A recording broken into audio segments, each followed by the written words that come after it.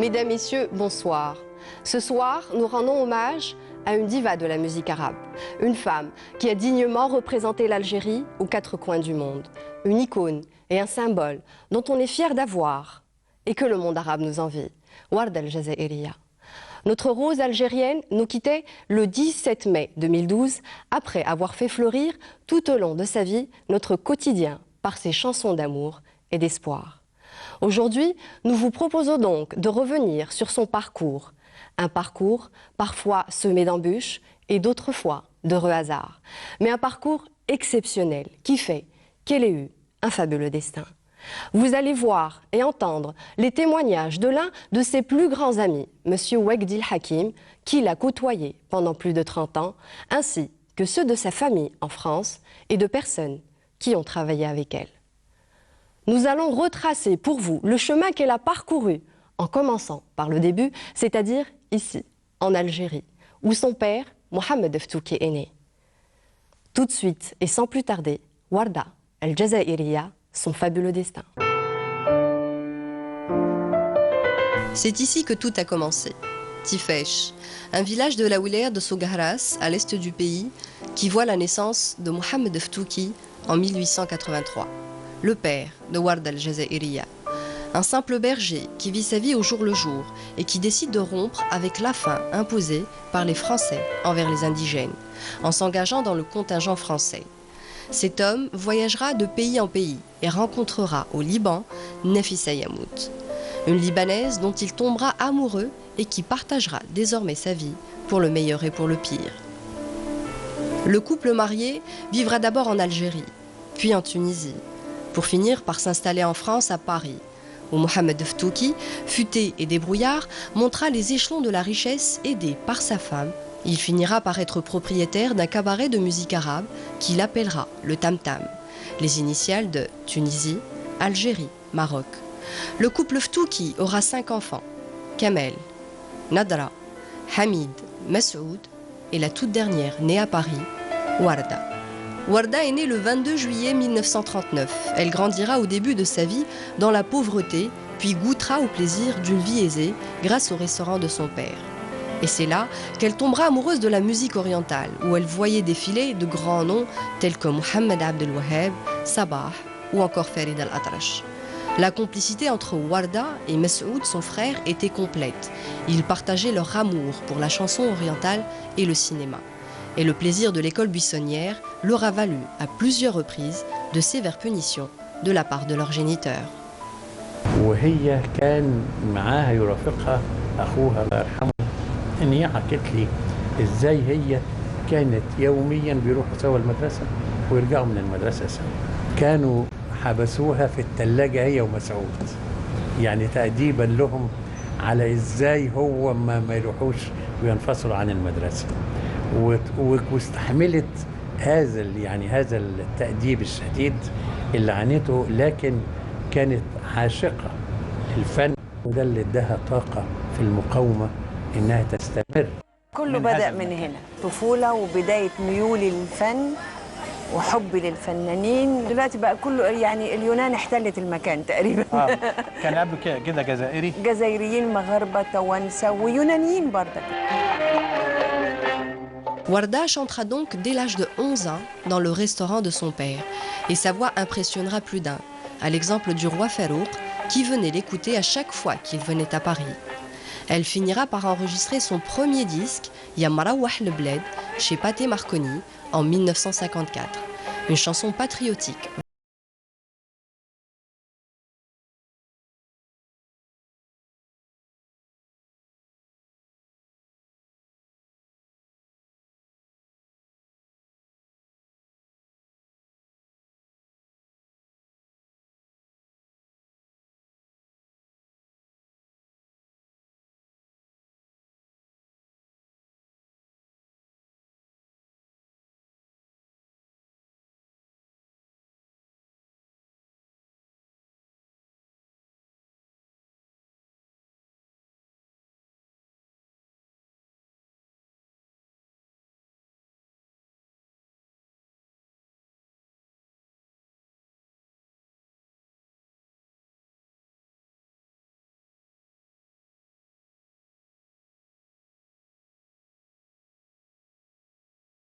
كان في عمري 11 سنة، وأظن كل الناس عارفين هذا. ابتديت أغني في باريس. Bien, elle a commencé chez elle, hein, chez son papa. Et bien sûr, elle a fait des enregistrements aussi. Elle a fait ses premiers disques chez Pathé Marconi. Et ensuite, bien sûr, elle a fait des enregistrements au Liban. Et là, elle s'est fait remarquer. Et puis, enfin, déjà, il y avait des artistes égyptiens qui venaient. Au Tam Tam, Farid Latraj, Sabar, Anouar Mansi, beaucoup d'artistes qui passaient par Paris venaient la voir. مسرح كان هناك، كان في عبارة عن 5 موسيقيين ورايا، وكانوا بيعملوا مزيكا لوحدهم، وأنا اللي بغني لما بيبقى في فنانين كبار أو مشاهير أنا عايزة أغني لهم يعني. كنت بغني لكل من هب ودب يعني ما كانش أي حد. لا لا لا لا. وكنت بغني أغاني أسمهان، أغاني أم كلثوم، أغاني فريد، أغاني عبد الوهاب. يعني بنام بدري، بنام الساعة 9، ولما في فنان كبير يعني عاوز يسمع وردة أو أنا نفسي أشوفه كانوا بيصحوني عشان أنزل أشوفه، ولو ما صحونيش يا ويلهم. طب أنت يعني مش أزعل عشان بيصحوني، لا أزعل لو ما صحونيش في البيت. وكان عبد الوهاب دايما يتحدث عن الطفلة الجزائرية اللي اسمها وردة، ازاي هو لما بيروح باريس ويروح يسهر في الملهى بتاع والدها، كان هم ساكنين فوق الملهى، يطلعوا يصحوها عشان محمد عبد الوهاب موجود. طفلة نايمة لما يصحوها عشان تنزل تغني محتاجة وقت انها تفوق. استاذ عبد الوهاب يقول لي عمري ما شفت انسانة كاملة اللياقة في الغناء كما لو كانت ما نامتش خالص، وكما لو كانت قاعدة تعمل بروفات على الأغاني وهي طفلة. لما يعني الملك فاروق يبقى موجود هناك هي نزلت غنت له، لما يبقى فريد الأطرش موجود تنزل تغني له، لما يبقى أي فنان كبير كان حريص إن هو يقدمها للفن. الفتاة وردة ما تخرجش لوحدها، الفتاة وردة ما يعني ما تقعدش مع شباب. يعني كانت التقاليد الجزائرية والتحفظات الجزائرية موجودة بداخلهم. En 1958, Mohamed Ftouki, qui collaborait avec le FLN, est arrêté par les Français. On lui saisira le tam-tam et il sera torturé pendant plus de 10 jours. Il sera finalement relâché, mais sera contraint de quitter Paris avec ses enfants vers la Tunisie, en laissant derrière lui sa femme, alors très malade et intransportable. Nafissa Yamout décédera quelques mois plus tard. قبضوا عليه وعذبوه فعلا يعني، ورحلوهم غصب عنهم على تونس. لما راحوا تونس قعدوا فترة، ولأن والدتها لبنانية فنزلوا على لبنان. كانت والدها ووالدتها دول بيمثلوا بالنسبة لها الدنيا. يعني هي ما اقدرش اقول لك غير ان هي كانت دايما بتهتم اهتمام شديد بوالدتها ووالدها. هي طبعا والدتها توفت قبل والدها، لكن كانت هي ونادرة اختها اللي بيحلوا محلها بالنسبة للأرض. Au Liban, Warda apprend à lire et à écrire l'arabe qu'elle avait pris l'habitude de transcrire en français. Sa vie à Beyrouth n'était pas de tout repos, car les Ftouki devaient tout reprendre à zéro, et ce sera Warda qui en assumera la lourde responsabilité. Malgré son jeune âge, elle sera soutien de famille. في لبنان كان لابد ان هم يواجهوا المصير اللي وصلوا اليه، انه يعني الاسره دي جزائريه وعايشه في باريس وجايه الى بيروت، وفرص العمل مش متاحه لاي حد باستثناء الفتاه ورده اللي كانت بتغني في باريس غناء شرقي، ولها رصيد عند كثير من الفنانين العرب اللي كانوا بيترددوا على باريس. ومن هنا بدأ الحماس لها ان هم يحتضنوها ويساعدوها في انها تتحمل اعباء الحياة. فكانت تغني في جميع الملاهي الليلية والحفلات من اجل انها تحقق دخل للأسرة، لكن ما كانتش هي المتصرفة في هذا الدخل. الدخل كان يروح للوالد والنادرة هم المتصرفين، يعني هي كانت وسيلة لتحقيق هذا الدخل، وده ألقى عليها بمسؤولية مبكرة عن الأسرة. يعني مش مجرد إنسانة بتغني وبتحصل على أجر، إنما كانت حاسة بأنه هي لو ما غنتش ممكن الأسرة دي يحصل لها مشاكل، وعملت جهد كبير قوي. كانت بتشتغل في أحيانا في ملهيين في الليلة الواحدة في أكتر من ملهى، لكنها كانت عاشقة لده لمجرد أنها بتغني وبتحقق دخل وبتحمي الأسرة في الظروف الصعبة اللي بيعيشوها في لبنان. وردة أمها لبنانية من آل يمون، قرايبها كلهم ببيروت بيعرفوها وعايشين معها وبيحكوا حكاياها لما كانت تجي، والأكل اللي كانت تحبها يعملوا لها إياها، ما كانت ترتاح إلا بينهم وأهلها وقرايبها وأصحابها. كانت كثير قريبة منهم، كل ما تزور بيروت كانوا يزوروها وتزورهم. ذكرياتهم معها هي وصبية صغيرة بأول بداية حياتها كثير غزيرة. كانت تحب بيروت لأنها كانت تحس إنه نصفها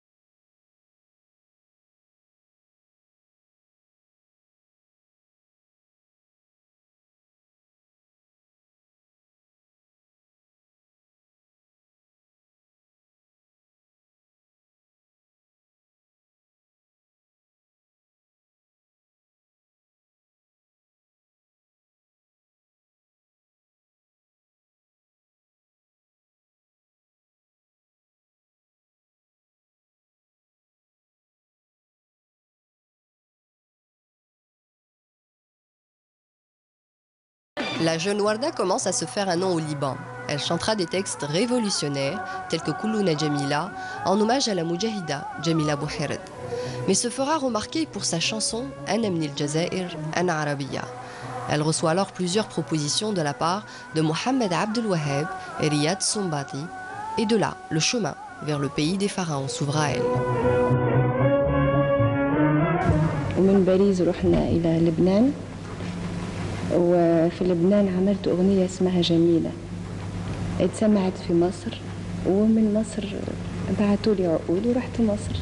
أولا غنيت لموسيقيين وملحنين من تونس، رضا القلعي ومحمد الجاموسي، وغنيت لسيد جويني، وغنيت بعدين للبنانيين اللي هم عفيف رضوان، محمد محسن، وفيليمون وهبة، وبعدين في المصريين في الأستاذ رياض السنباطي، الأستاذ محمد عبد الوهاب، الأستاذ فريد الأطرش. احنا كان في عشق بيننا وبين الجزائر منذ بداية الثورة، وكان همنا الأول كل ما يتصل بالجزائر، لأن أنا كنت من العاملين المجموعة اللي بتعمل في إذاعة صوت العرب، وكان همها الأول الثورة الجزائرية. دمي قلبي كياني كله كان عربي. أنا من الجزائر أنا عربية، أنا من الجزائر أنا عربية، أنا من الجزائر أنا عربية، أهل الشعب الزائر وبيطلب حمية من الجمهورية المتحدة العربية. أقول لك إنه من كتر الكلام عليها وصدى الغنوة اللي كانت غنتها في بيروت، أنا من الجزائر أنا عربية، دعيناها إنها تيجي مصر. رح نبقى يد واحدة ودولة متحدة، رح نبقى يد واحدة ودولة متحدة، وعالأمة العربية يرفرف علم الوحدة. الحقيقة يعني أنا كنت سعيد إن أنا لما وجهنا لها الدعوة إن أنا أول من قابلها في مطار القاهرة. كنتم أول من استقبل وردة لأن أنا بحكم عملي المتصل بالموسيقى والغناء كنت أفدت للمطار إن أنا أقابل وردة. أنا ما كنت شفت صورة لا أحد، لكن أقول لك إنه أنا في المطار عرفتها. لقيت إيه بقى؟ لقيت ثبت ورد أصغر من ده، لكن في عيوني أنا أحلى من ده بكتير. عليه كارت رياض السنباطي، والحمد لله على السلامة طبعا الكلام ياه، ونورتي مصر. حطيت الكارت ده في قلبي. خدي بالك انه الفنانين الكبار دول اللي زي عبد الوهاب والسنباطي وفريد الأطرش ما يطربوش ولا ودنهم تطرب زينا، لان هم كانوا حاسين ان صوت وردة صوت إضافة للغنى في مصر. أخيرا وصلت لأرض الأهرامات. أصل الأرض دي كنت بسمع صوت العرب منها، كونت فيا القومية، الحب للوطن العربي. الوطن العربي كان أيامها موجود في كياننا كلنا. فالبلد دي اللي علمتني العربي، البلد دي اللي حببتني في عروبتي.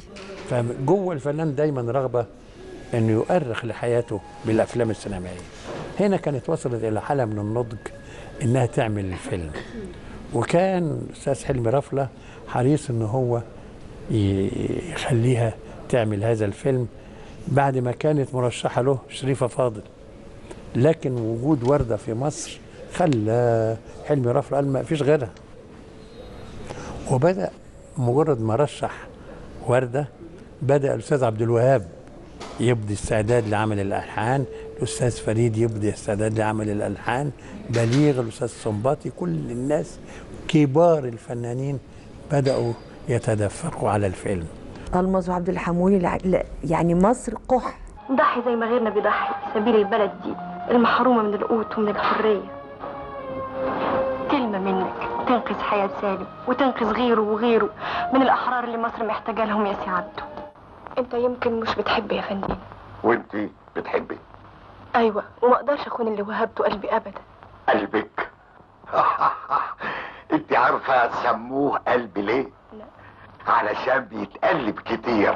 الفيلم ده حظي باعلى نسبه مشاهده في ذلك الوقت، وبدات الناس تقتنع بان هم موجود عندهم فنانه كبيره اسمها ورده بدات تتاصل بوجودها في الحياة المصرية وتعيش وتعايش الشعب المصري. كم دمعة رايحة جاية تشكي لك وحدتي، اسأل اسأل اسأل.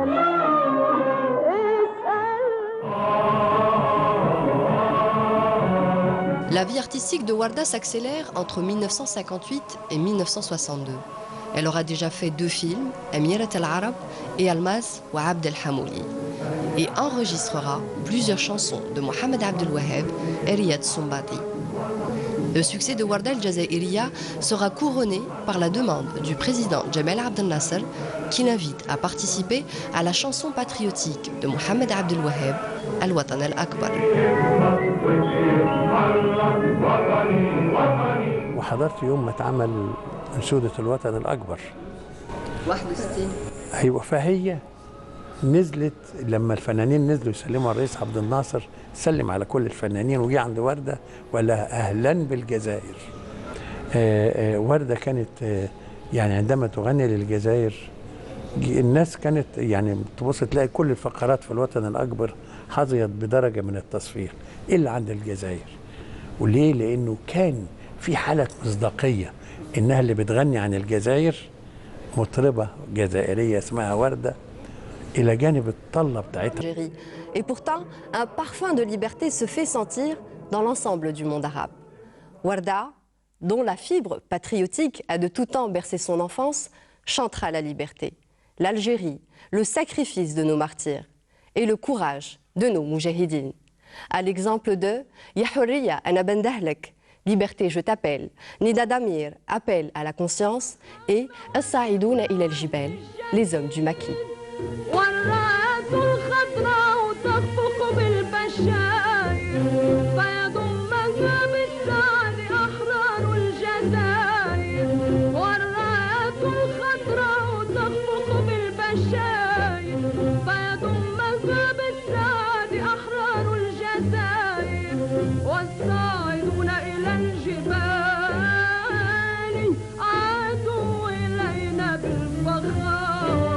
ذهبا بهم وابو الليالي فردهم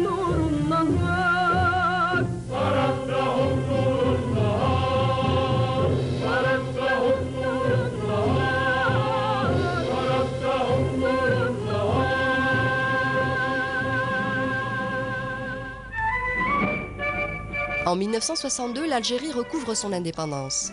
L'ensemble des Algériens opprimés par le colonisateur français rentrent au pays. Warda al-Jazairiya, la petite parisienne au cœur algérien, réalisera enfin le rêve de son père, Mohamed Ftouki, décédé une année avant, rentrer au pays natal et y chanter la liberté. هقول لك انه هي مجرد ما استقلت الجزائر كانت عارفه حته الوطن الكامن داخلها كان بينميه الاب والام دايما في حياتهم، وبالتالي كان حرص الولد على انه يوصيها بان لازم تروح تغني للجزائر اول ما تستقل. وجاءت ورده الى الجزائر ومن بعدها ما رجعتش. Warda s'installe définitivement en Algérie avec sa famille. Elle épousera en 1963 un Algérien du nom de Djemal Qasri et se soumettra à sa volonté d'arrêter le chant. Un homme que Mohamed Ftouki avait rencontré au Liban et dont il espérait avoir pour gendre. Djemal Qasri avait tout pour plaire. Il était avant tout algérien et bénéficiait, malgré son jeune âge, d'un poste au MALG, ministère de l'Armement et des Liaisons Générales. Warda en tombera amoureuse lors d'une rencontre provoquée par son défunt père qui espérait l'avoir mariée à lui. Une volonté que Warda exaucera encore une fois en mémoire de son père, mais sera convaincue qu'il est temps pour elle de se poser un peu. سبب انقطاعي عن الفن هو اني اولا يعني كان لازم استريح سنه، لاني من طول هذه المده وانا ما استريحتش ابدا. لازم يكون في علمك انه الشغل في مصر اعتقد انه غير بلاد ثانيه خالص. يعني كنت بشتغل في الاذاعه، وبعدين كان في تسجيلات اسطوانات، بعدين كان في تسجيلات للاذاعه، بعدين كان في تلفزيون وكان في السينما. يعني كان لازم استريح سنه، يعني كان راجع للتعب، كان لازم استريح. انما في الفتره دي اتجوزت يعني. ايوه. وانا كنت متفقه عشان اسيب الفن مره واحده. كان زواج عائلي بمحصله عائليه، وكانت الاسره طبعا حريصه على انه الفتاه ورده الجزائريه دي يتاصل عندها الحب والعشق للجزائر، وهي الفتاة اللي عاشت برا الجزائر، أن يتأصل فيها هذا الحب في أنها تتزوج وتنجب وتعيش في الجزائر. ومن هنا أنا أعتقد أنها تزوجت عن قناعة تامة واحترمت هذه الزيجة احترام كامل. Warda est désormais mariée. Elle aura une véritable vie de famille qui se couronnera par la naissance de ses deux enfants, Widad et Riyad. Elle sera une mère de famille algérienne comme toutes les autres et élèvera ses enfants loin des lumières des projecteurs. كنت ست في البيت يعني متجوزة وعندي ولادين وما كنتش مهتمة إلا بيهم يعني. C'est particulier parce qu'elle est rentrée en Algérie, mais aussi elle s'est mariée en Algérie. Et là, elle a arrêté, bien sûr, l'art, parce qu'elle a eu aussi des enfants. Alors, c'était une autre vie pour elle. Mais c'était une très bonne maman, s'occupait très bien de tout, et alors qu'avant, elle n'était pas habituée. عاشت في كنف الأسرة الجزائرية وأنجبت وداد ورياض ولم نعرف عنها شيء، وكانت هي في الفترة دي مجرد مستمعة ومتابعة للفنون والغناء، إنما ليست مشاركة في الغناء. Nous sommes en 1972. L'Algérie célèbre son 10e anniversaire d'indépendance. Le président Houari Boumedienne contacte alors Djemal Qasri pour qu'il autorise Warda à chanter. Le mari accepte, mais soumet une condition à Warda. Il est hors de question pour elle qu'elle reprenne le chemin de la scène et des studios d'enregistrement. Mais Warda, qui a la nostalgie de son public et pour ce métier pour lequel elle a tant sacrifié, se voit déjà annoncer son retour sur les planches après 9 longues années d'absence, et ce, quel que soit le prix à payer. Elle chantera le 5 juillet 1972, Min Baïd, une chanson composée par Belir Hamdi.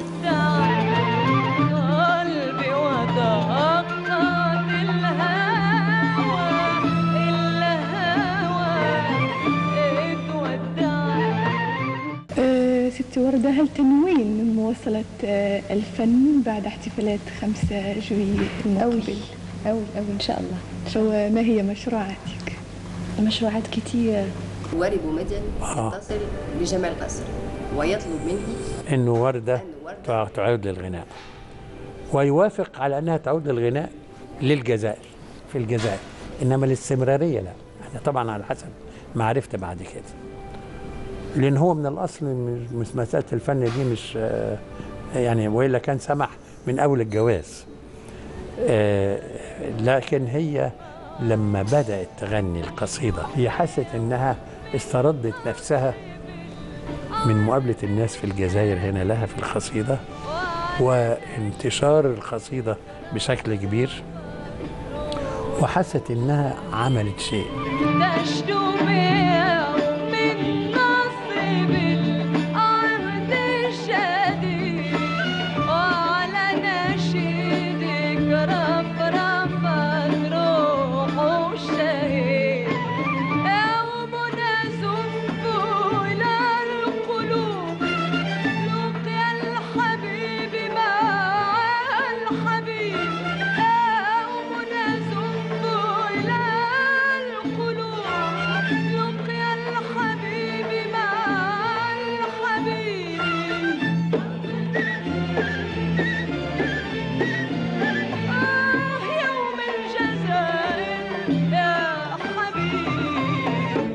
La décision de Warda al-Jazairiya de reprendre sa vie artistique en main jettera un froid sur sa vie de couple. Mais Jamal Qasri est intransigeant et lui lance même un ultimatum. Elle a le choix de rester chez elle avec ses enfants ou celui de chanter et de quitter le domicile conjugal pour ne plus y revenir. Warda prend son courage à deux mains et opte donc pour ce qui restera pour elle la plus difficile des décisions qu'elle ait dû prendre dans sa vie, celle de tout quitter pour ses premières amours, la musique et le chant. Elle décidera de divorcer après plus de 9 ans de mariage et partira au pays des pharaons, le cœur meurtri de laisser derrière elle Ouidad et Riyad, dont elle perdra la garde définitivement. فلما خيرت ما بين الاستمرار في الفن أو البيت اختارت انها تستمر في الفن، وانا اعتقد انه حدث نوع من التواصل الانساني الجميل بينهم من اجل الولاد، لانه كانت هي دائما تتكلم كويس قوي عن الاستاذ جمال قصري، وعمرها ما قالت ما اساءت اليه بكلمه، لانه في اخلاقيات متربيه عليها، وانه ده ابو الولاد. أنا كنت أحد الموسيقيين اللي جابوها من الجزائر سنة 72.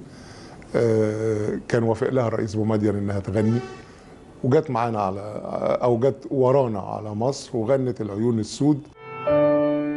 Le retour sur scène de Warda se fera essentiellement aux côtés de Baligh Hamdi, le même Baligh Hamdi dont elle avait découvert l'existence dans le film de Abd el-Halim Hafid qu'elle avait regardé dans sa jeunesse, celui qui avait composé Tikhonou, une chanson qui l'avait marquée et qu'elle avait gravée dans sa mémoire. في غنوة تخنو. الغنوة دي أصلها ما هي أغنية عاطفية هادية زي حكايتي مع الزمن زي فكنا بندندنها في البيت، وقال لي ما تيجي نسجلها دي انت وانا. اصل انا اتفرجت على الفيلم ده، كنا في سوريا ايام الوحده، وشفت الوسادة الخالية، الفيلم ده الوسادة الخالية، ومن كتر ما عجبتني الغنوة دي دخلت الفيلم معرفش كم مرة عشان الغنوة دي. عشان الغنوة دي. ايام ما فيش فيديو بقى عشان اقدر اجيب الفيديو ولا في كاسيت. لا ابدا. فما اقدرش، فكنت بخش الفيلم عشان الغنوة دي. وانا بتفرج على الغنوة دي وبسمعها كنت بقول يا رب يا رب يلحن لي الملحن ده لحن، يعني اتعرف عليه ويلحن لي. حسيتي بقيمته كملحن في اللحن دي؟ في اللحن ده عملنا طبقه حيث انها تبقى ميديوم، ما تبقاش عاليه قوي عليا، ما تبقاش واطي عليه كراجل يعني صوت راجل. وغنيناها همس، يعني غنوه همس، مش بكرر كلامي. الغنوه دي مش عايزه عضلات صوتيه كبيره، عايزه احساس عميق. وغنيتيها بقى وعايزه اتنين في حاله حب. الصراحه سيبوه وعمره ما باعكم ولا انشغل عنكم. تخنوا وعمره ما خانكم ولا اشتكى منكم. وجرت العادة إن الواحد لما بيخش فيلم ويعجبه مطرب بيعجب بالمطرب، إنما إنه يعجب بالملحن يعني كانت حاجة غريبة. فهي قالت لي إن أنا يعني كنت معجبة بالغنوة ومعجبة بالملحن اللي عمل الغنوة دي، وبقيت أقول لازم لما أكبر أعرفه ولازم أتجوزه. بليغ قال لي أنا اشتعل حب وردة من أول لحظة عيني جت في عيني، لكنها ما كانتش هي تملك نفسها ولا إرادتها، ووالدها يعلم إحنا رايحين ليه. فأقول لك فتح الباب وحط العصاية في بطن بليغ وقالوا لا تدخل، وردة ما تتجوزش. بليغ احترم الإرادة ومشينا يعني. وده كان القرار اللي التزمت هي بيه. خلاص بابا ما وافقش، ملهاش حل تاني، وظلت العواطف حبيسة الاثنين. وخليك هنا خليك ما بلاش تفارق، بتقول يومين وتغيب سنة بلاش تفارق. خايفة من بكرة واللي حيجرى لما تروح وتغيب سنة وتفوت هنا حبيب مجروح. Les retrouvailles entre Belir Hamdi et Warda se matérialiseront par un mariage en 1973.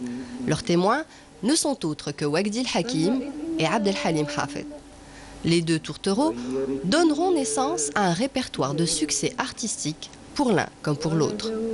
Ils faisaient la paire parfaite, lui avec son génie, elle avec son impressionnante voix et une touche de romance qui fait que ce duo réussit.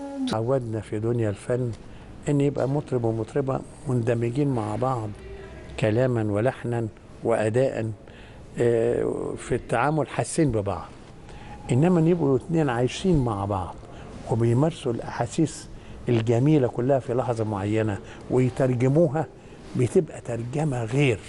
واقول لك انه يعني بقدر ما هذه الاغاني حققت قيمه ومكانه كبيره لوردة في الساحه، حققت أيضا مكانة لبليغ حمدي كملحن في هذه الفترة. Warda aux côtés de Belir Hamdi n'était pas de tout repos. Elle essaiera tant bien que mal d'apprivoiser Belir à cette nouvelle vie de famille. Mais Belir, éternel bohémien, se sentait comme un lion en cage. Son besoin de liberté était permanent, contrairement à Warda, qui n'avait qu'un souhait, concrétiser cette union par la naissance d'un enfant. ووردة لعبت دور في انه بليغ الفوضوي ده يبقى رجل اسره ملتزم. ان عمر بليغ مثلا وهل التزم بليغ؟ ما هو مع الاسف يعني يمكن ده اللي ما خلاش المساله تستمر. ومن هنا اقول لك انه هي ما استسلمتش بسهوله، فضلت لحد اخر لحظه لما بدات اشياء تحدث ما تقبلهاش اي زوجه، غياب وسفريات وانقطاع مدة طويلة وبتاع ما راحت. Le couple Warda-Belir bat de l'aile, tout va mal. Leur désir d'avoir des enfants ne voit pas le jour. Les interminables déplacements et manquements de Belir et pour boucler la boucle, une prétendue liaison avec la nouvelle star montante du moment, Samira Saïd à Abu Dhabi. Warda, égale à elle-même et à ses valeurs, ne voulait plus de cette vie et demandera le divorce 6 ans après avoir dit oui à cet homme qu'elle avait tant aimé.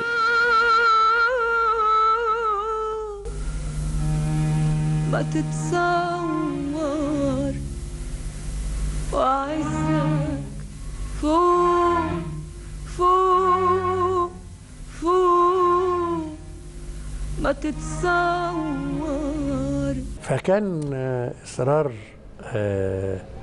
الوكيل الوزاره ده على ان سميرة سعيد الموهبه الجديده دي تشارك في هذه الحفلات البرنامج.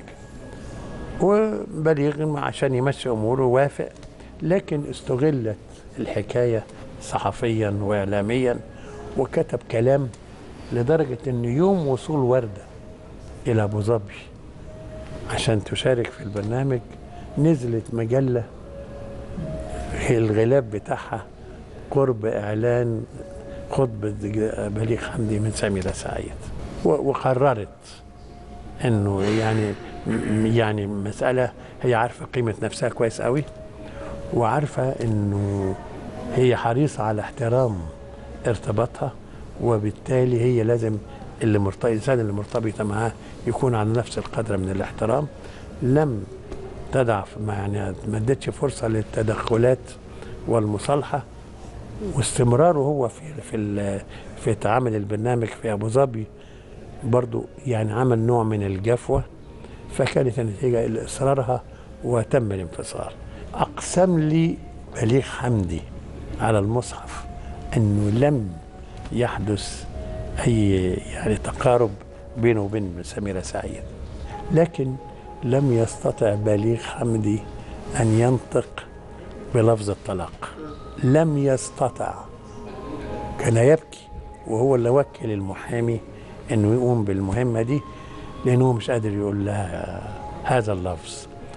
لكن بعد يعني سفرية وردة لأبو ظبي وكانت حامل في الوقت ده، حدث لها نوع من الأزمات الصحية النفسية الشديدة، لأنها انزعجت قوي لما راحت الإمارات، وعادت من الإمارات ودخلت المستشفى.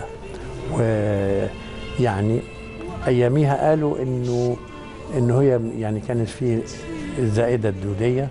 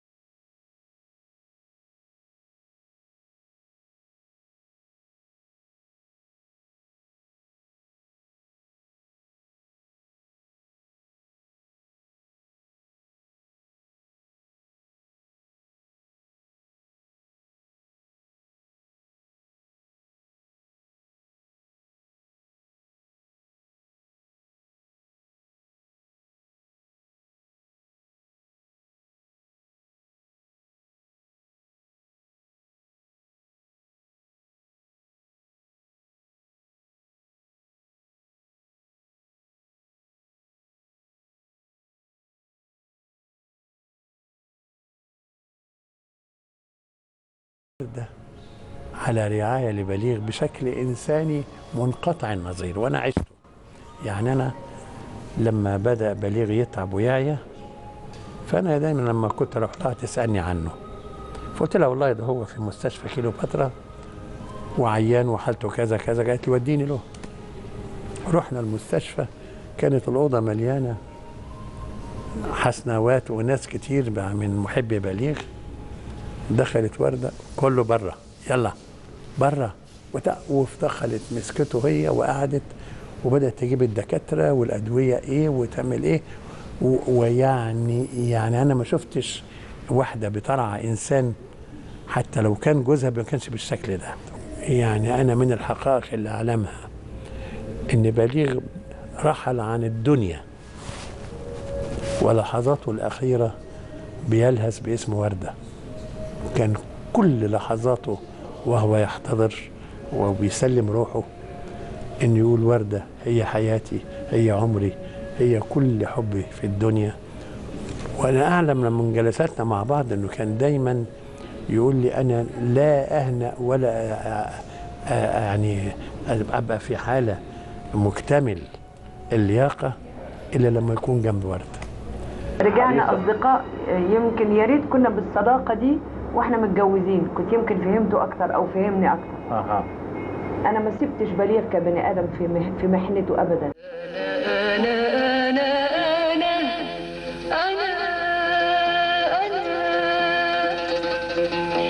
غيرك ماليش وبعدك ما فيش أنا ده كل الكلام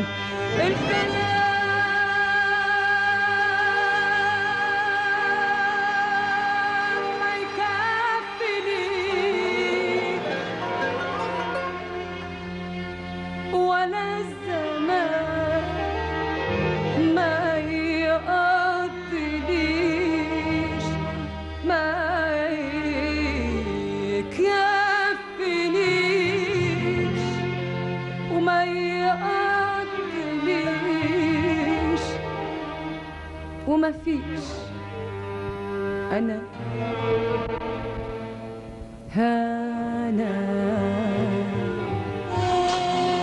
Le duo Belir-Warda n'est plus, mais leur union donnera naissance à une période artistique charnière.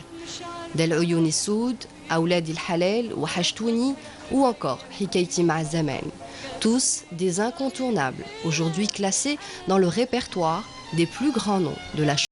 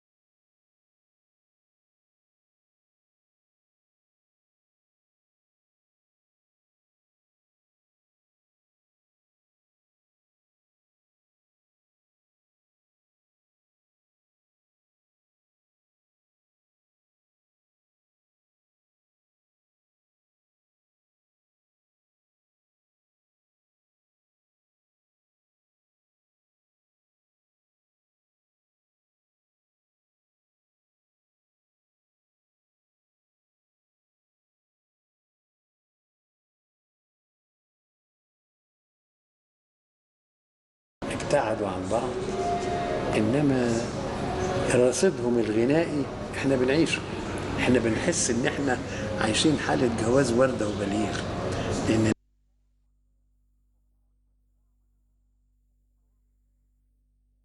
الاثنين طبعا بين يدي الله دلوقتي، وبحس ان الغنوه دي هم الاثنين بيغنوا، يعني انه كل المضامين الجميله الإنسانية والرومانسية الراقية اتعملت. وحشتوني وحشتوني وحشتوني وحشتوا عيوني وفكرتوني باللي كان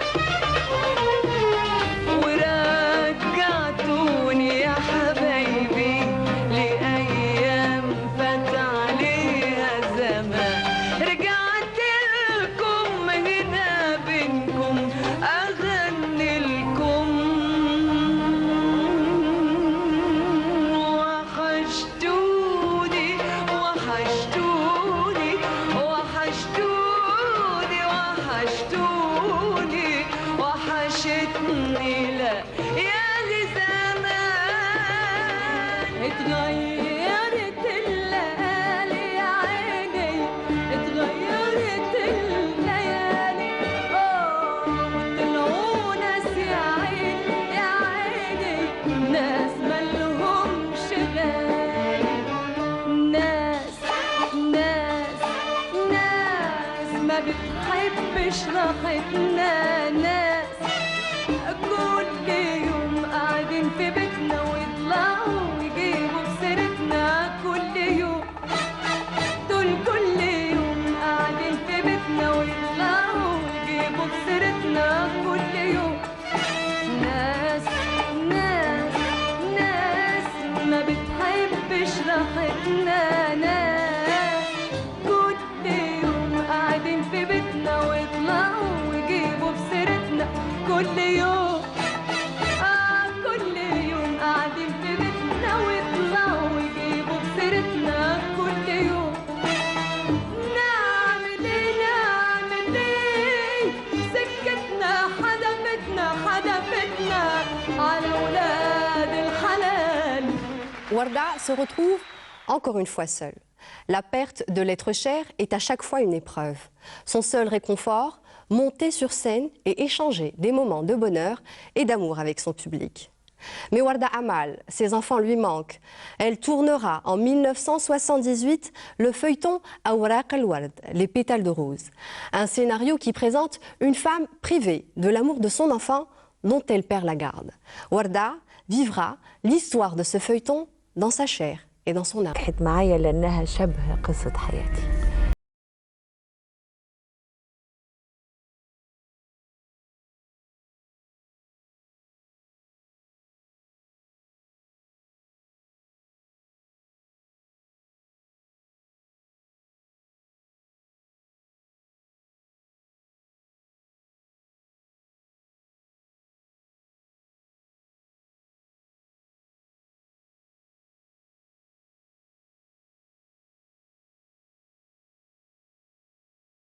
Et fut maman très tôt, n'aura pas la même chance que son frère pour pouvoir se rapprocher encore plus de sa mère.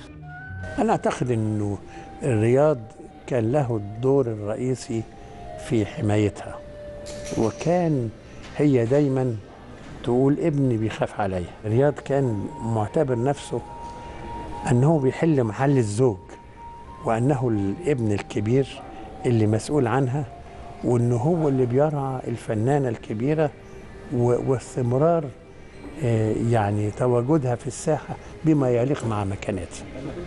وداد كانت يعني برضو عندها التزاماتها، وعندها التزاماتها مع بنتها، وبنتها لازم تدرس دلال في المدارس هنا، فلازم تبقى موجودة هنا في الجزائر.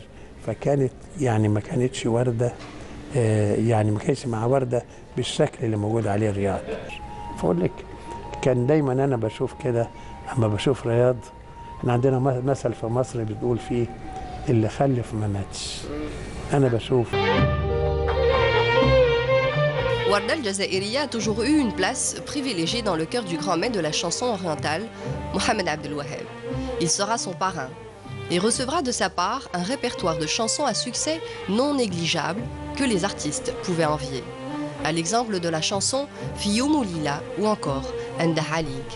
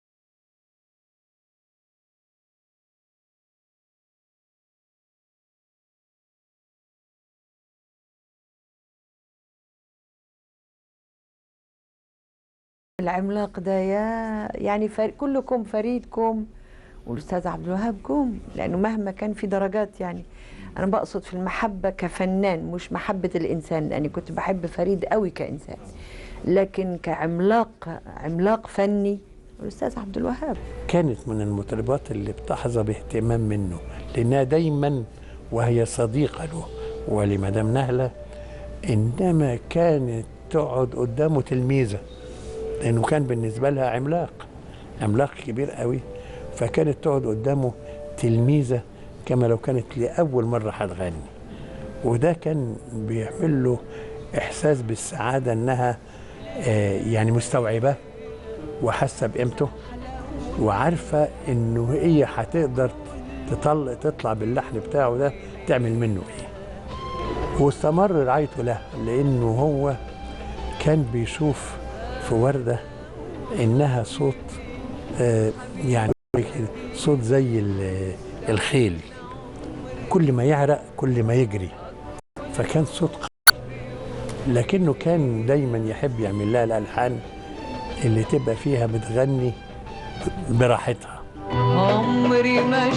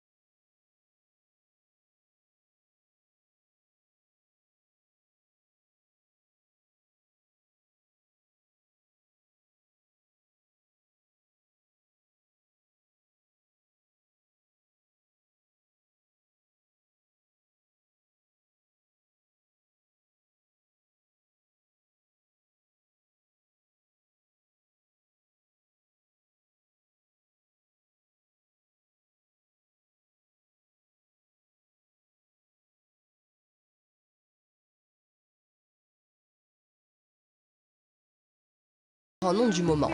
On citera entre autres Mohamed El Moughi, Hilmi Bakr, Ammar El-Sherihi et Seyed Mikawi qui lui avaient composé plusieurs chansons, dont le grand succès Awqati Btihlaw. السيد اتصل بيا وكان اول لحن اداهولي كان معمول ام كلثوم الله يرحمها اللي هو اوقاتي بتحلو.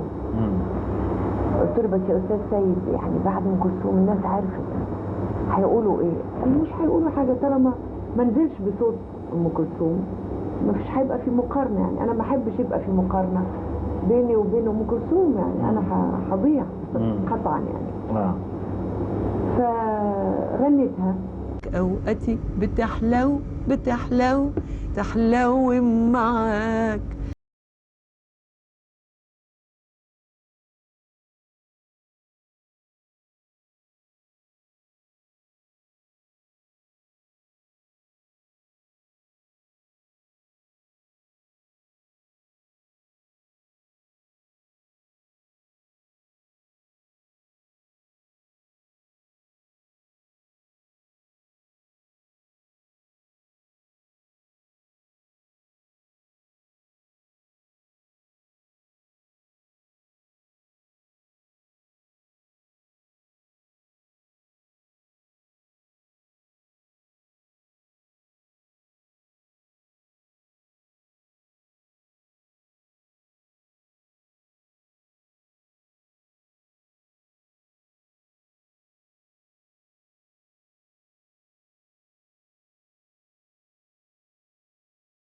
مهما كان أداء أم كلثوم مدرسة.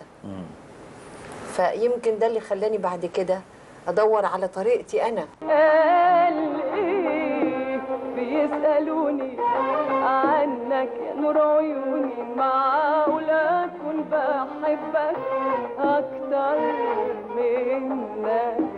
صوت واسع شاسع، مساحة عريضة كبيرة يرمح فيها الخيال الملحن الشاطر، يعني صوت إحساسه عالي جدا ومرهف جدا، صوت طيع لصاحبته وللملحن اللي بيشتغل معاه. السيدة دي ربيت على أيدي عبد الوهاب.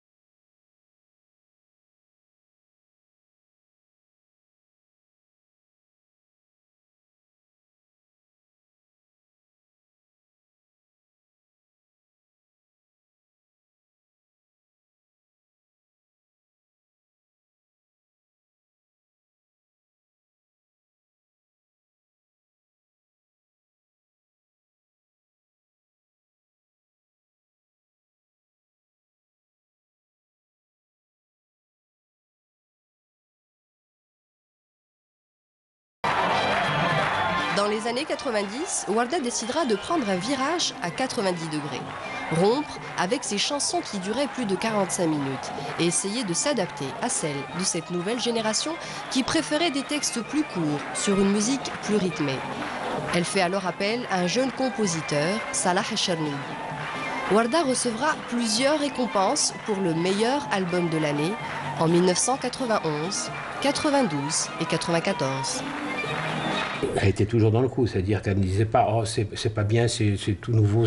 Non, non, non. Quand elle a repris le chant dans les années 70, les chansons duraient 35, 40, 45 minutes. Oui, et c'est un petit peu elle qui a changé le cours des choses en raccourcissant la durée des chansons. Elle a commencé à faire des chansons plus courtes. Je ne veux pas dire des petites chansons, puisque c'est des chansons, mais c'était plus courtes, de 4-5 minutes, qui étaient déjà à l'époque un exploit en Égypte. Hein. C'est vrai. Donc c'est un petit peu elle qui a fait avancer les choses.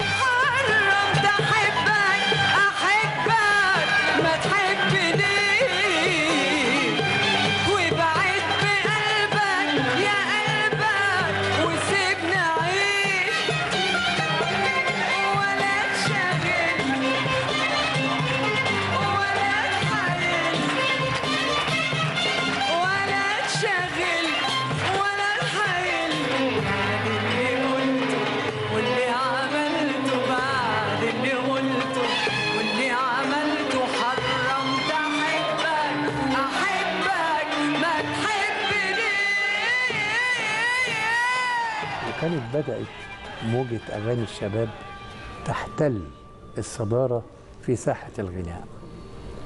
وردة ما تحبش تبقى نمرة 2 ولا نمرة 3، لازم تكون نمرة 1. وفي نفس الوقت كانت حريصة أن يدخل شريحة جديدة من الجمهور، من جمهورها وجمهور مستمعيها ومحبي فنها، أن يدخل شريحة جديدة من الشباب.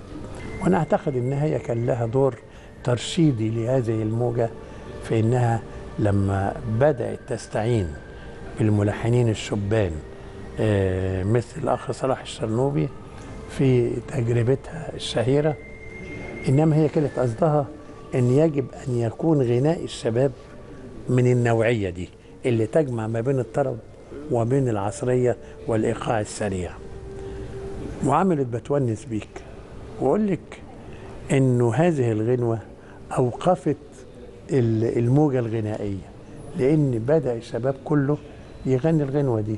عام 91 بداية الحمد لله، يعني بعتبرها المحطة الرئيسية في حياتي، وأظل أقول إن فعلا بفضلها بعد توفيق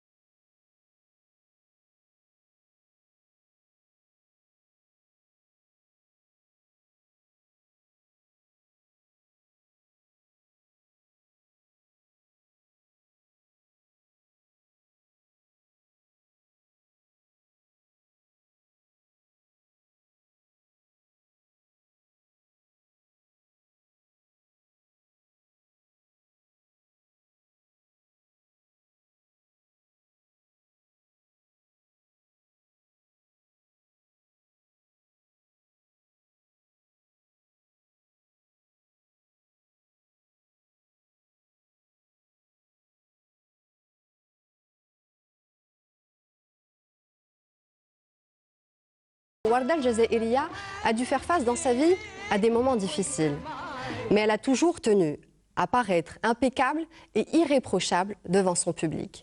Sa vie tiendra à chaque fois à un fil, mais son courage et sa détermination de se battre face à la maladie seront impressionnants. Car la santé de Warda était fragile. Elle aura, pour commencer, le diabète. Puis, en 1993, son premier infarctus à Paris.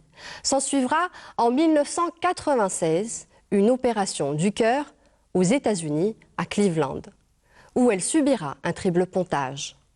Additionnez cela d'une hépatite C qui aggravera encore plus l'état de santé de notre belle Rouse. Warda aura également un cancer du sein. Les médecins lui retireront la tumeur sans laisser de séquelles. En 2001, le foie de Warda la lâche et son pronostic vital est prononcé par les médecins à Paris.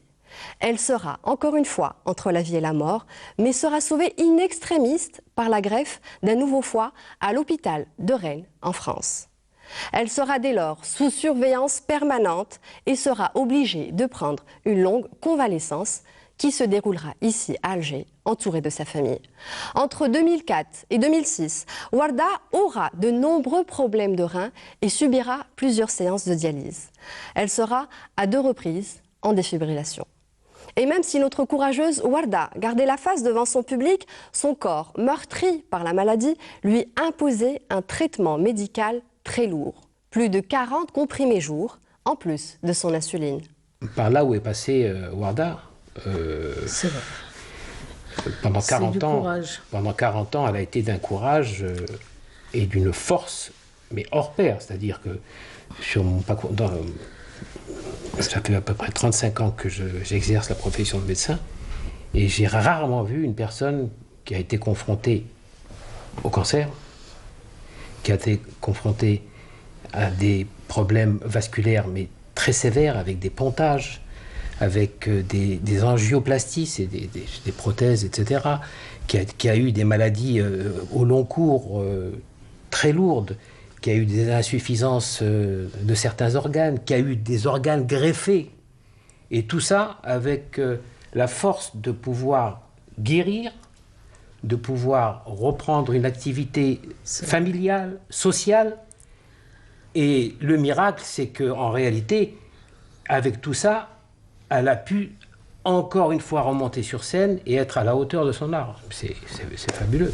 Elle aimait le public, ça lui manquait dès qu'elle s'arrêtait en convalescence. Elle n'était pas bien, elle avait hâte de reprendre toujours. Ça lui manquait, le contact. En réalité, c'est ça sa force. C'est à chaque fois qu'elle avait un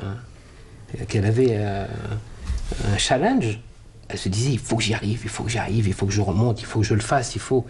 Vous vous rendez compte, avec tout ça, elle pouvait rester 1 heure et demie, 2 heures sur scène. Mais c'est incroyable. أنا أعتقد إن هي عاشت مرحلة مرضها إنها ترعى نفسها هي. يعني كانت حريصة إنها لازم تعالج. وكانت يعني أنت عارف الإنسان يهرب من العمليات الجراحية.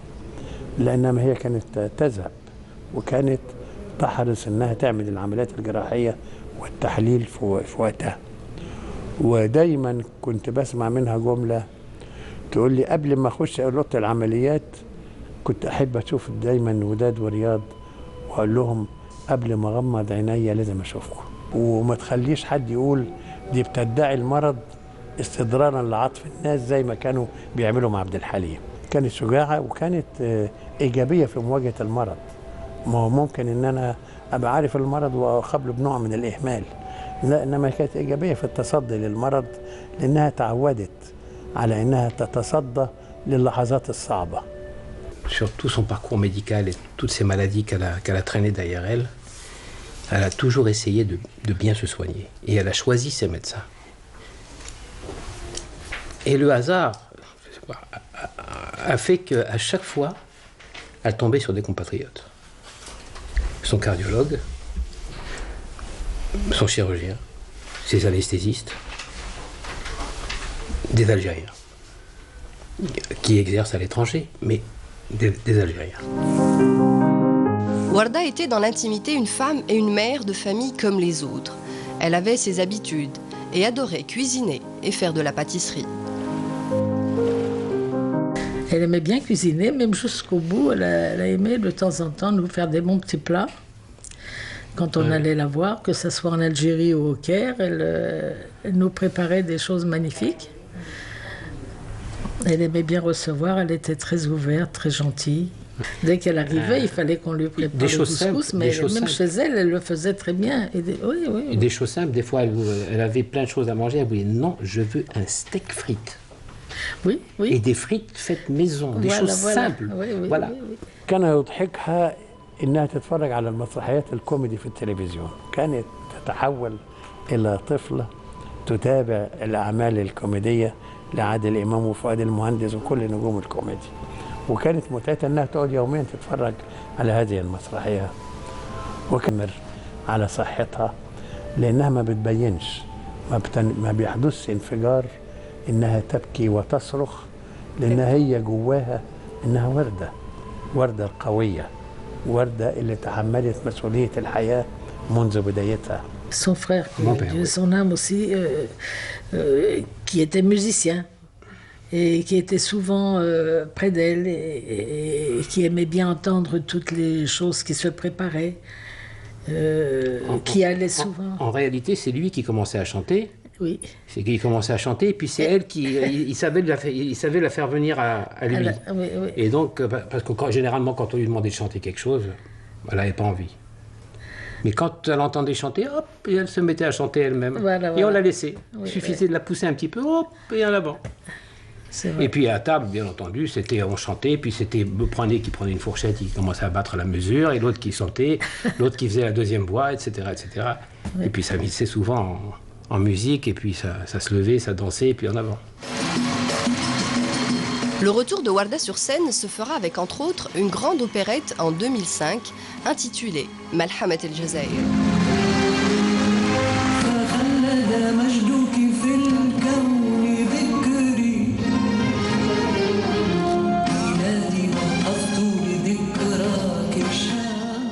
d'Al-Jazairiya a de tout temps chanté la patrie, l'éloignement et l'immigration. Elle ne se détournera jamais de son pays, l'Algérie, et participera à de nombreux anniversaires d'indépendance. Elle chantera Eid el-Karama, As-Soumam ou encore Biladi Uhibbuki de Moufdi Zakaria.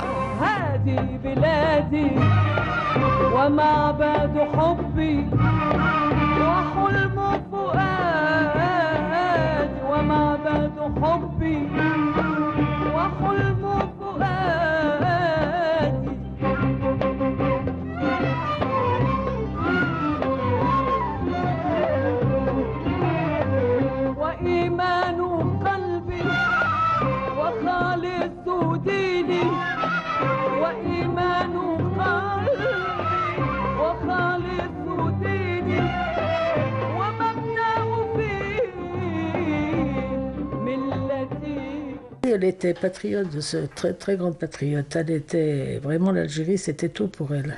C'était son pays, c'était tout.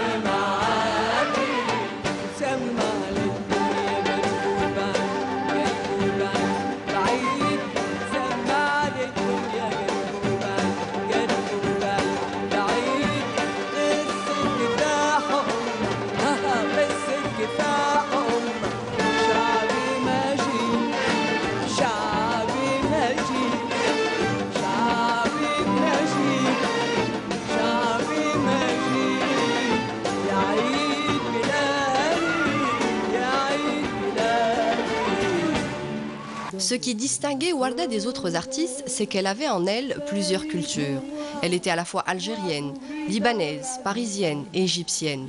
Un atout qui faisait d'elle une artiste à part. Son répertoire était varié. Mais notre cantatrice adorait chanter en français et sa prestation dans la langue de Molière n'avait rien à envier à celle dont elle nous a habitués. Elle appréciait des chansons d'Édith Piaf, d'Aznavour, qui venaient souvent l'écouter chanter à Paris, et même celles de Michel Fugain. Je vois la vie en rose. Elle avait les deux cultures parfaites. Hein. Oui, oui. Vous l'entendez chanter en français ou en Elle chantait en très arabe. bien en français.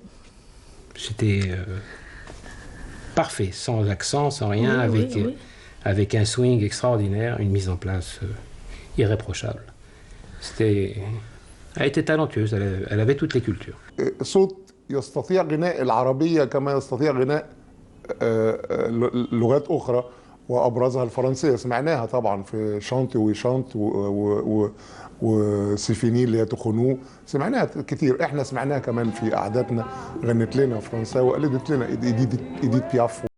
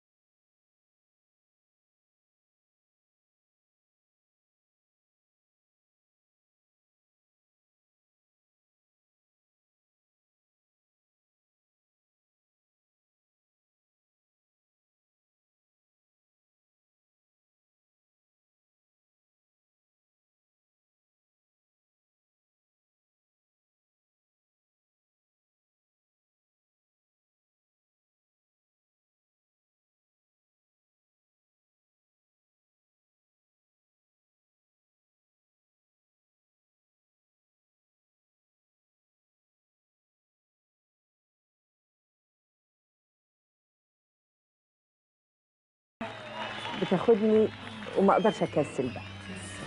فكل سنه بطلع شريط جديد والحمد لله الحمد لله الاقبال حلو، وده اللي بطلبه من ربنا. ضريبه النجاح كمان انه ما تقدريش تتفسحي بحريتك، ما تقدريش تروحي اماكن عامه من غير ما حد يتلم عليك، وده في نفس الوقت حلو. ما هو لو ما عرفونيش هزعل. Le 17 mai 2012, la diva Warda Ftouki el-Jazairiya s'éteindra en Égypte des suites d'une crise cardiaque. Elle sera enterrée dans sa terre natale, au Carré des Martyrs en Algérie. Elle enregistrera tout de même plusieurs titres avant sa mort.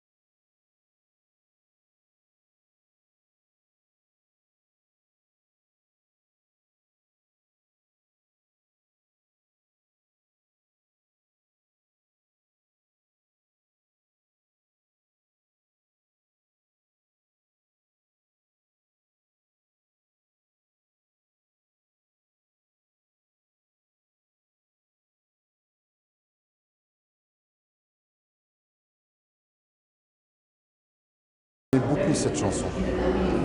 Et lorsqu'il y a eu des petites difficultés, qu'elle n'a pas pu paraître dans l'album, elle était frustrée. Et elle souhaitait que cette chanson voie le jour.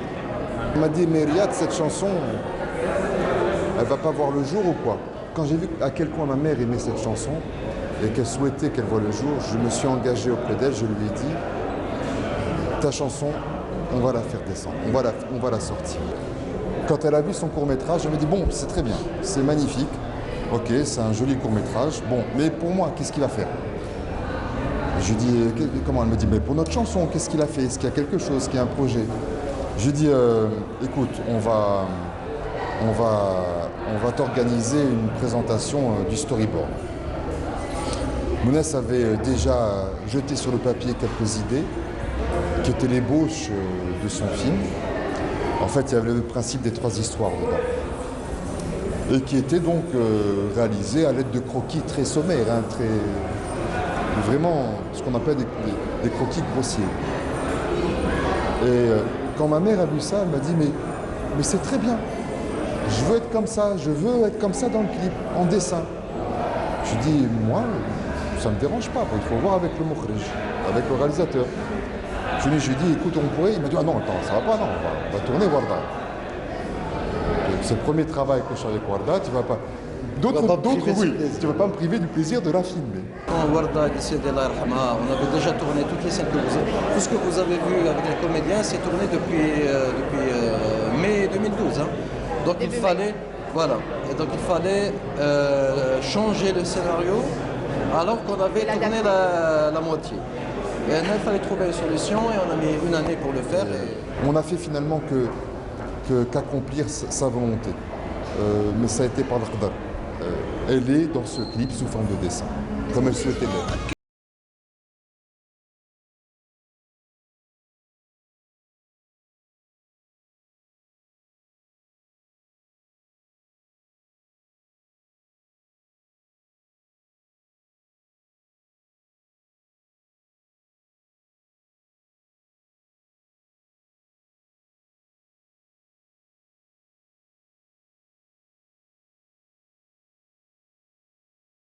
وردة اتصلت فيه، كانت عم تحضر ألبوم، طلبت انه نعمل اغاني مع بعض وانا سالتها وقتها انه عندك مانع تغني باللهجه اللبنانيه؟ قالت لي لا، انا امي لبنانيه وما عندي مشكله اغني باللهجه اللبنانيه. J'ai écrit un sujet qui fait un rapport avec sa vie et les années qu'elle a عاشتهم. Alors, elle a bien aimé les paroles. Elle était très ravie parce que c'est un honneur pour moi que Madame Warda à chanter de mes paroles. Aujourd'hui, Warda al-Jazairiya n'est plus, mais son ombre plane sur nous et sur cette nouvelle génération qui rend son art et ses chansons immortelles.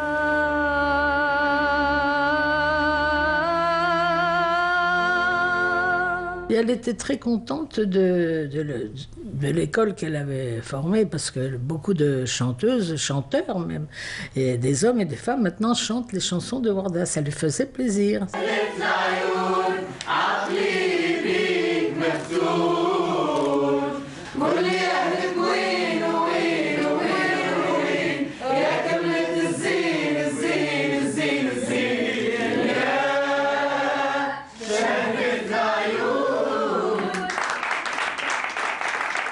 On s'est pratiquement jamais quitté, des absences. Quand elle a quitté l'Algérie, après qu'elle est repartie au Caire, elle a repris l'art, mais on se voyait de temps en temps. Elle revenait en Algérie et nous on allait la voir aussi. Et puis ça a été tout le temps de sa vie, c'était comme ça. Je suis tous les jours avec elle. Je suis sur Internet, je suis avec toutes les photos, je lui parle. Et elle est toujours avec moi. Je repousse l'idée de son départ. J'espère toujours. C'est très dur.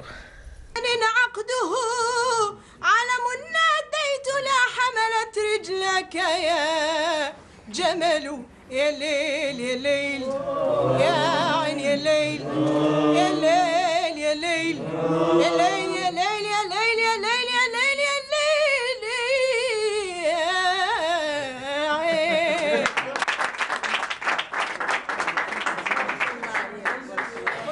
قدرة صوتية قدرة سهولة سهلة المين يقتل ماشي سهلة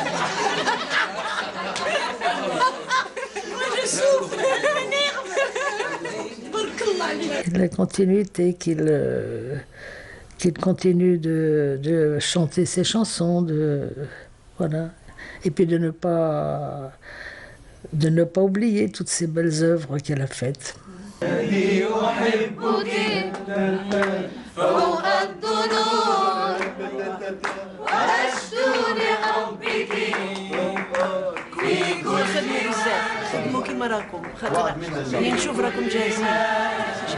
خسارتي ليها خسارة مضاعفة، خسارة شخصية وخسارة فنية.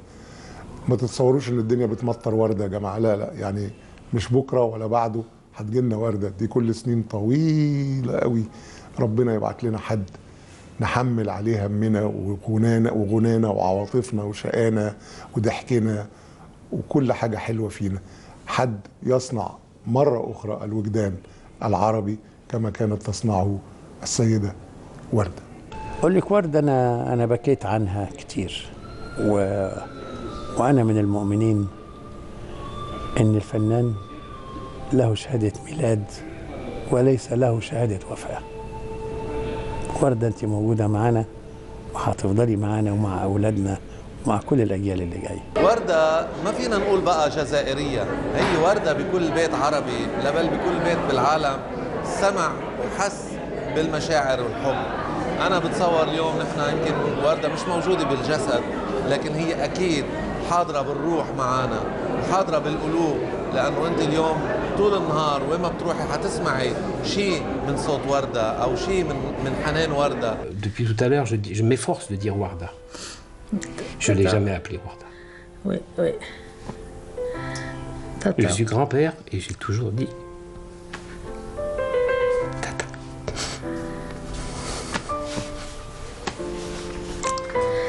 Voilà, c'était l'histoire de Warda Ftouki el-Jazairiya, l'histoire d'une petite Parisienne au cœur algérien qui a su gravir les échelons du succès et briller sur l'ensemble du monde arabe. Un parcours parfois semé d'embûches et d'autres fois d'heureux hasards. Merci à tous d'avoir suivi avec nous la vie exceptionnelle de Warda el-Jazairiya qui fait qu'elle ait eu un fabuleux destin.